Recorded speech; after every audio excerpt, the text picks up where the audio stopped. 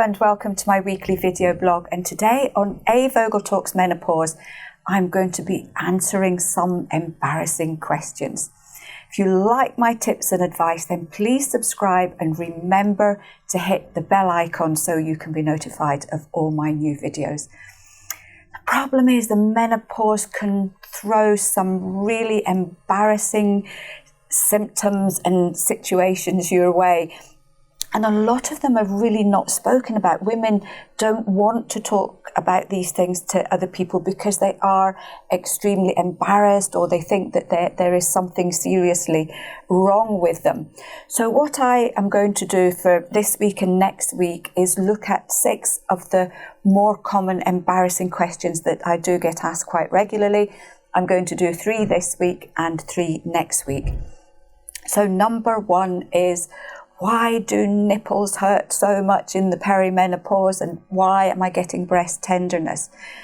Problem here is it's nearly always due to fluctuating estrogen. So when you're approaching the menopause especially, so this is when you may still be getting periods, they might be completely regular, they might be starting to get irregular, but that week before a period, you may find that your nipples get so sensitive that you may not be able to bear wearing bras or having them touched or being able to wash yourself because they are just so sore.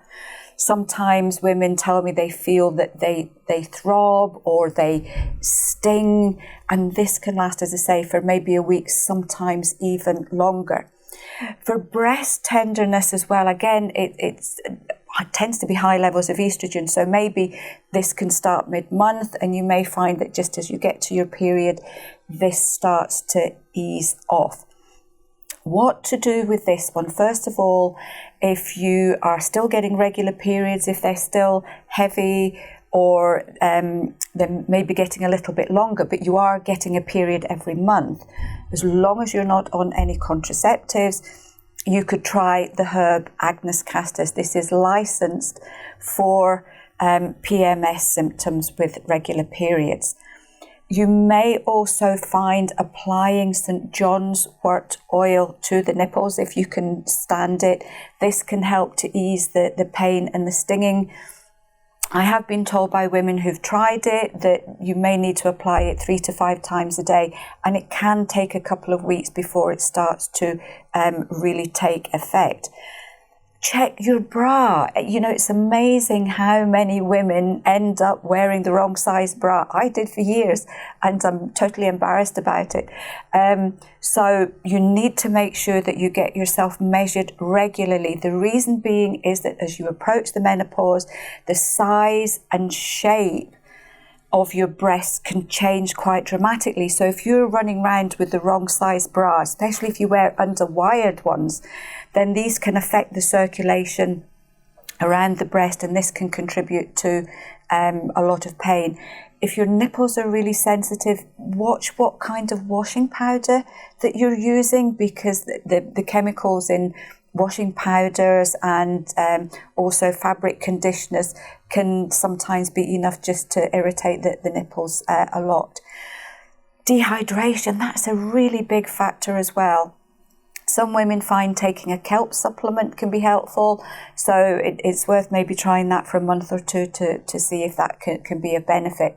The really important thing here, though, is if you notice any changes to your nipples at all, please do get this checked out by your doctor first before you start on any home remedies.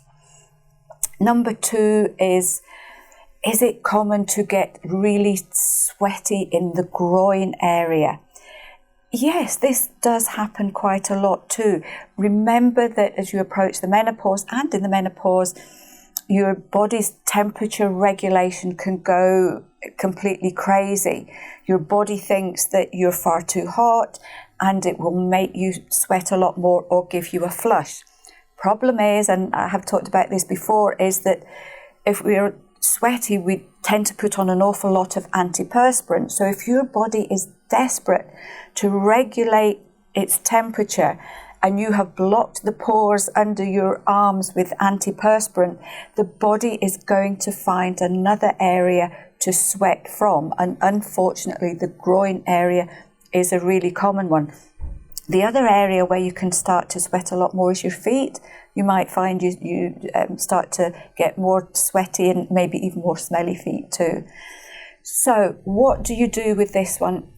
The easiest thing to do is to start using deodorants and not antiperspirants. We do a super range of natural, fragrance-free and fragranced deodorant that will help to keep you smelling lovely and sweet, but will allow you to sweat naturally, and very often that can stop you from sweating from other areas of the body. If you find that the area becomes a bit more smelly, and this can happen, I mean, it's just the fact that we're probably sitting a lot more at the moment. If you're wearing tights, if you're wearing tight trousers, and you've got pants on as well, then you're not getting any air circulating, and odour can build up. You can use our non-scented natural deodorant spray for intimate areas if you need some kind of control like that. Remember the water, because if you are sweating a lot more, you will get more dehydrated, and that can make any kind of sweat odour stronger. And again, maybe just make sure you're wearing cotton underwear and that you're not kind of smothering that area with too many layers of clothes. Number 3, do you still need to practice safe sex in the menopause? It's amazing how many women come to me and say, I haven't had any periods for 3 months. Can I stop using contraceptives? And the answer is no. Now, some sources say you are safe from pregnancy after 1 year without periods.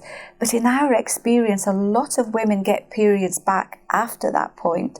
So we tend to say that you are more than likely safe from pregnancy after 2 years without a period. So it's really important up to that point to take whatever precautions you normally do in order to avoid pregnancy. The rate is quite interesting because the rate of perimenopause babies seems to be increasing because a lot of women just don't realise how easy it is to still get pregnant even if you're not getting periods.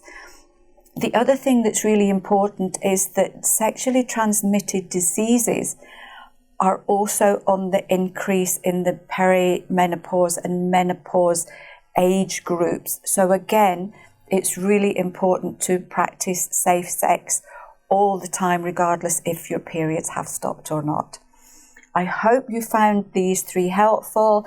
If any of you have any questions that you feel too embarrassed to talk about, you can comment below or you can contact me privately. There will be a little link here where you can fill in a private comment box. We'll look forward to next week when I'll be discussing 3 more embarrassing questions.